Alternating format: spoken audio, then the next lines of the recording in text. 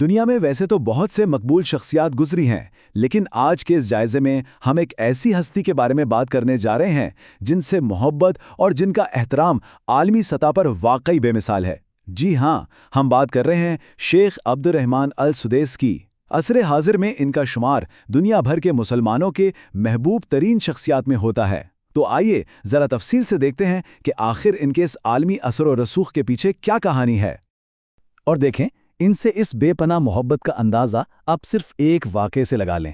ذرا تصور کریں، چند سال قبل جب شیخ سدیس بھارت کے دورے پر گئے تو دہلی اور دیوبند میں ان کا جس طرح استقبال کیا گیا وہ لفظوں میں بیان کرنا مشکل ہے۔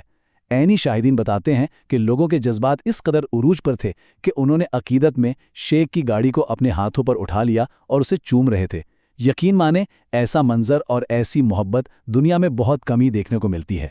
تو آج ہم ان کی زندگی کے 4 اہم پہلوؤں کا جائزہ لیں گے۔ پہلا، وہ کس طرح عقیدت کی ایک عالمی علامت بنے۔ دوسرا، ان کا علمیت کا سفر۔ تیسرا، ان کی وہ آواز جس نے کروڑوں دلوں کو موہ لیا۔ اور چوتھا، ان کی قیادت میں وہ حقیقی عاجزی جو سب کے لیے ایک مثال ہے۔ تو سب سے پہلے بات کرتے ہیں عقیدت کی اس عالمی علامت کی۔ 2007 کی بات ہے جب شیخ سدیس پاکستان تشریف لائے تو ان کا ایک ایسا استقبال ہوا جس کی کوئی مثال نہیں ملتی، اور شرکاء کی تعداد کوئی ہزاروں میں نہیں تھی بلکہ لاکھوں میں تھی۔ کیا مرد، کیا خواتین، کیا بچے اور کیا حکومتی عہدیدار۔ ایک بہت بڑا ہجوم صرف اس لیے کھچا چلا آیا کہ انہیں امام کعبہ کے پیچھے ایک نماز پڑھنے کا موقع مل جائے۔ یہ ان کی عالمی مقبولیت کی ایک جیتی جاگتی تصویر تھی۔ اب آپ سوچ رہے ہوں گے کہ آخر اس قدر محبت کی وجہ کیا ہے؟ تو اس کی وجہ بڑی سیدھی سی ہے، اور وہ یہ کہ یہ لوگوں کی اللہ تعالیٰ اور اس کے عزت والے گھر کے ساتھ محبت کی دلیل ہے۔ چونکہ شیخ سدیس اس حرم کے امام ہے جو ہم مسلمانوں کا قبلہ اور کعبہ ہے، تو ظاہر ہے دنیا بھر کے مسلمان جو اس گھر کی طرف رخ کر کے نماز پڑھتے ہیں وہ ان سے اور ان کی اس نسبت سے بے پناہ عقیدت رکھتے ہیں۔ اب ذرا چلتے ہیں ان کے علمیت کے سفر کی طرف۔ دیکھیں، اتنے عظیم مقام تک پہنچنا کوئی راتوں رات کا کمال نہیں تھا۔ اس کے پیچھے ایک نہایت مضبوط تعلیمی بنیاد ہے۔ 1960 میں ریاض میں پیدا ہونے والے اس عظیم انسان نے صرف 12 سال کی عمر میں ہی قرآن کریم حفظ کر لیا تھا۔ پھر 1979 میں ریاض سائنٹیفک انسٹیٹیوٹ سے گریجویشن کی اور 83 میں ریاض یونیورسٹی سے شریعہ کی ڈگری لی۔ لیکن جو سب سے حیران کن بات ہے وہ یہ کہ 1984 میں جب ان کی عمر محض 24 سال تھی، انہیں شاہی فرمان کے ذریعے مسجد حرام کا امام مقرر کر دیا گیا۔ یہ واقعی ایک شاندار کامیابی تھی۔ اور ہاں، ان کا تعلیمی سفر یہاں رکا نہیں، بلکہ 95 میں انہوں نے القرى یونیورسٹی مکہ سے ڈاکٹریٹ بھی مکمل کیا۔ کیا آپ کو معلوم ہے کہ ان کے اس بلند علمی مقام کی وجہ سے حرمین شریفین میں ایک خاص اصطلاح استعمال ہوتی ہے، وہ ہے شیخین۔ چونکہ شیخ سدیس اور ان کے انتہائی محترم ساتھی شیخ شریم مسجد حرام کے سینئر ترین امام ہیں، تو انہیں بے پناہ احترام کے ساتھ اس لقب سے پکارا جاتا ہے، جو ان کے زبردست علمی اور مذہبی مقام کو ظاہر کرتا ہے۔ اب آتے ہیں اس تیسرے پہلو کی طرف جس نے حقیقت میں کروڑوں دل جیتے، یعنی ان کی آواز۔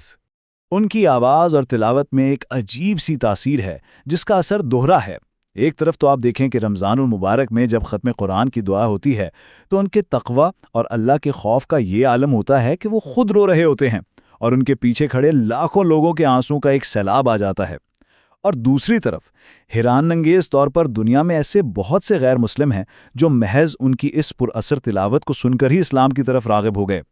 یقیناً دنیا بھر میں سب سے زیادہ انہی کے لہجے کی نقل کی جاتی ہے۔ ویسے یہ مت سمجھیے گا کہ ان کی ذمہ داریاں صرف امامت تک محدود ہیں۔